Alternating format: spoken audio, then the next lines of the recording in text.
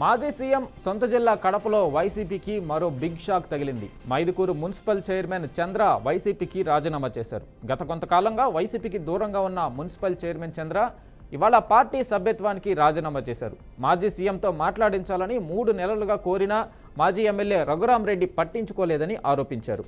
అనుచరులు, బంధువులు అభిప్రాయం మేరకు భవిష్యత్తు నిర్ణయం తీసుకుంటానని వెల్లడించారు.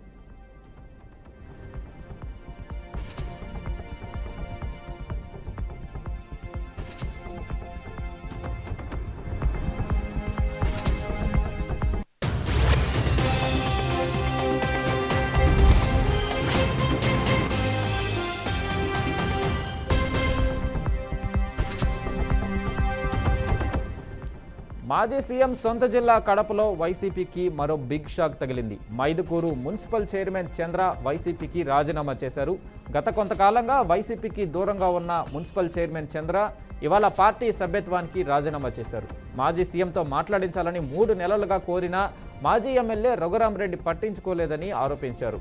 అనుచరులు, బంధువుల అభిప్రాయం మేరకు భవిష్యత్తు నిర్ణయం తీసుకుంటానని వెల్లడించారు.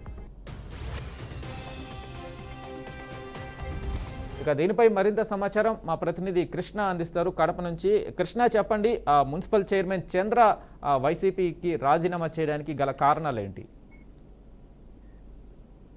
Thank you Venkat. అయితే కడప జిల్లాలోని మైదుకూరు నియోజకవర్గంలోని మున్సిపల్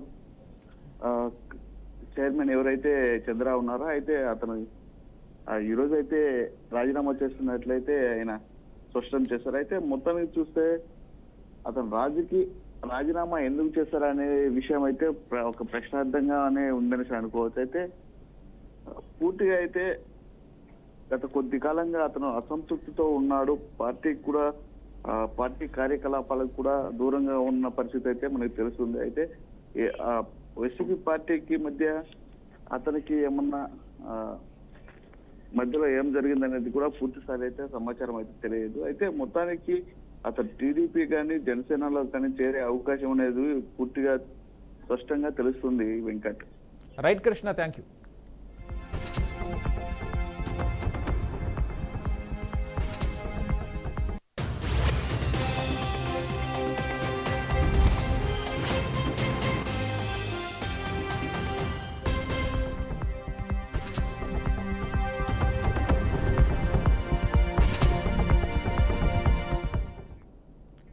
హైదరాబాద్ నగరంలోని రద్దీగా ఉండే నాంపల్లి ప్రాంతంలో పట్టపగలు ఓ దారుణ హత్య జరిగింది.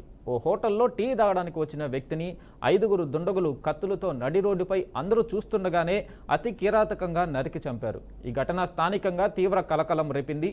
మృతుడు నాంపల్లిలోని ఓ ఆసుపత్రి ఎదురుగా ఉన్న హోటల్కు టీ తాగడానికి వచ్చాడు. ఇంతలో ఒక్కసారిగా 5 వ్యక్తులు కత్తులతో అతనిపై విరుచుకుపడ్డారు. క్షణాల్లోనే అతడిని రక్తపు మడుగులో వదిలి అక్కడ నుండి పరారయ్యారు. నడి రోడ్డుపై అందరూ చూస్తుండగానే ఈ దారుణం జరగడంతో స్థానికులు భయభ్రాంతులకు గురయ్యారు.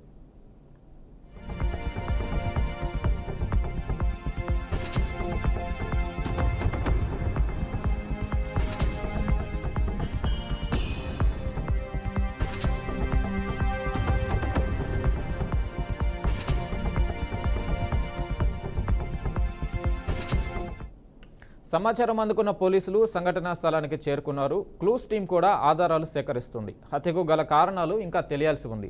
పోలీసులు కేసు నమోదు చేసుకుని దర్యాప్తు ప్రారంభించారు. పరారీలో ఉన్న నిందితుల కోసం గాలింపు చర్యలు చేపట్టారు. మృతుడిని చంద్రయాన్ గుట్టకు చెందిన రౌడీ షీటర్ అయాన్ ఫుల్వాగ్గా పోలీసులు గుర్తించారు. ఈ ఘటనతో నాంపల్లి ప్రాంతంలో భయాందోళన వాతావరణం నెలకొంది. పగటిపూట, అది కూడా ఆసుపత్రి ఎదురుగా ఇలాంటి దారుణం జరగడం నగర ప్రజలను దిగ్భ్రాంతికి గురిచేసింది. పోలీసులు నిందితులను త్వరగా పట్టుకొని కఠినంగా శిక్షించాలని స్థానికులు డిమాండ్ చేస్తున్నారు.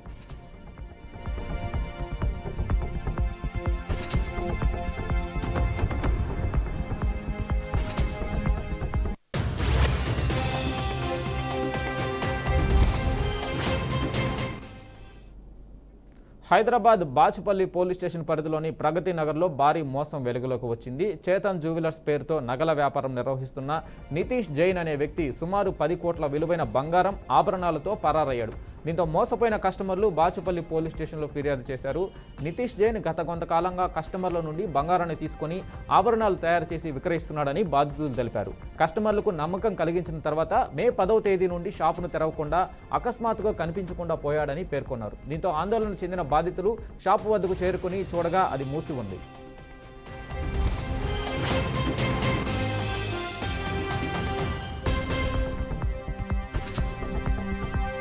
ఈ మోసంతో కేవలం కస్టమర్లే కాకుండా జైన్కు బంగారాన్ని అప్పుగా ఇచ్చిన ఇతర నగర వ్యాపారులు కూడా లబోదిబ్బోమంటున్నారు. అంతేకాకుండా కొంతమంది వ్యక్తులు బంగారాన్ని తాకట్టు పెట్టి అధిక వడ్డీలకు జైన్కు నగదు ఇచ్చినట్లు తెలుస్తుంది. నితీష్ జైన్ వివిధ రకాల స్కీములు పెట్టి కూడా అమాయక ప్రజలను మోసం చేశాడని బాధితులు ఆరోపిస్తున్నారు. నిందితుడు నితీష్ జైన్ కేపీహెచ్బీ కాలనీ బాచుపల్లి పరిధిలో తన వ్యాపారాన్ని కొనసాగిస్తూ ఈ మోసానికి పాల్పడ్డాడు. బాధితుల ఫిర్యాదు మేరకు పోలీసులు కేసు నమోదు చేసుకుని దర్యాప్తు చేస్తున్నారు. పరారీలో ఉన్న నితీష్ జైన్ కోసం ప్రత్యేక బృందాలు గాలిస్తున్నాయి. ఈ ఘటన స్థానికంగా కలకలం రేపింది.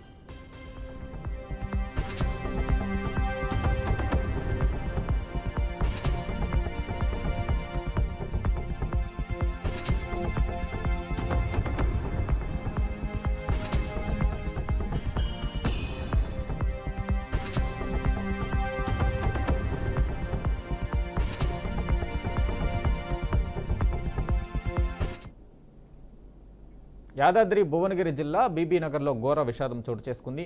బీబీనగర్ ఎయిమ్స్లో ఎంబీబీఎస్ 3వ సంవత్సరం చదువుతున్న విద్యార్థి అభిజిత్ స్థానికంగా ఉన్న పెద్ద చెరువులో దూకి బలవన్మరణానికి పాల్పడినట్లు స్థానికులు తెలిపారు.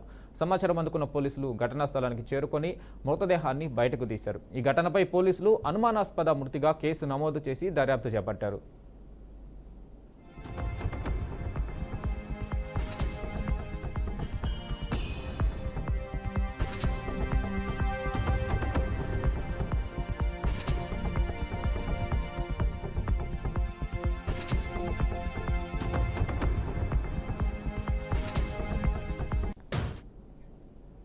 కంచగచ్చబౌలి భూములపై సుప్రీంకోర్టులో విచారణ జూలై 23కి వాయిదా వేశారు. సీజేఐగా జస్టిస్ గవాయ్ బాధ్యతలు చేపట్టాక తొలి విచారణ జరిగింది. ఈ సందర్భంగా తెలంగాణ ప్రభుత్వంపై సీజేఐ ఘాటు వ్యాఖ్యలు చేశారు. ఇష్టానుసారంగా డజన్ల కొద్దీ బుల్డోజర్లతో చెట్లు తొలగించేందుకు వినియోగించారని, ఇదంతా ముందస్తు పథకం ప్రకారమే చేసినట్లుగా ఉందని ఆయన అన్నారు.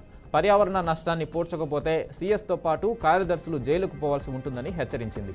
లాంగ్ వీకెండ్ చూసి ఎందుకు చర్యలు చేపట్టారని ప్రశ్నించింది.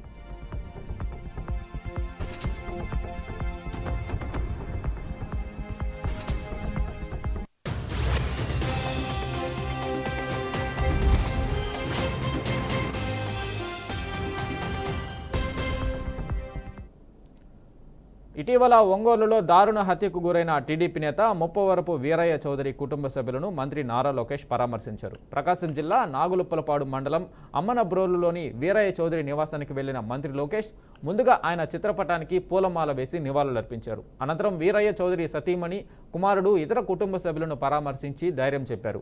వీరయ్య చౌదరితో తనకున్న అనుబంధాన్ని మంత్రి గుర్తు చేసుకున్నారు.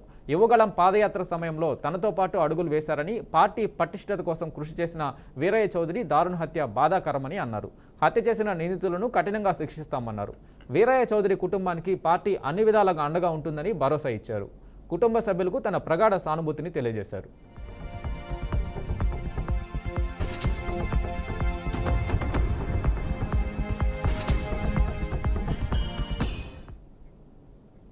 అమెరికా అధ్యక్షుడు డొనాల్డ్ ట్రంప్ని రిలయన్స్ ఇండస్ట్రీస్ అధినేత, ఆసియా కుబేరుడు ముఖేష్ అంబానీ మర్యాదపూర్వకంగా కలిశారు. ఖతర్ లుసైల్ ప్యాలెస్లో నిర్వహించిన విందులో ట్రంప్తో పాటు Qatar Sheikh Emir Tamim bin హమీద్తోనూ అంబానీ ముచ్చటించారు. ఈ సందర్భంగా ట్రంప్తో పలు అంశాలపై అంబానీ కాసేపు చర్చించారు.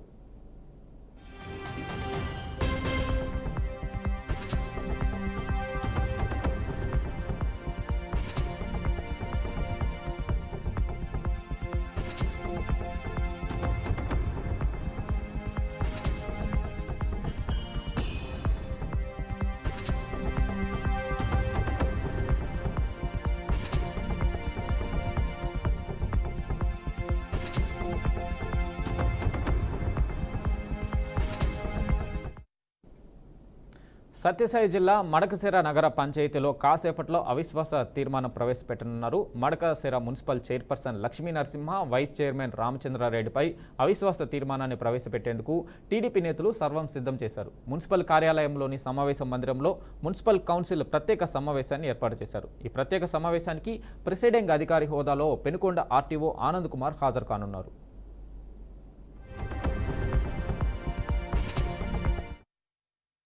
అద్భుతంగా కనబడేటట్టు స్వాగతం బోర్డు నగరం నీట్గా మున్సిపాలిటీ మనందరం కలిసి పనిచేస్తే ఆ నిబంధనలు ఏవైతే ఉన్నాయో వాటిని సక్రమంగా అమలు చేసుకోండి అని చెప్పి సందర్భంగా అక్రమ లేఅవుట్ చేసిన వాళ్ళందరికీ విజ్ఞప్తి చేస్తాను.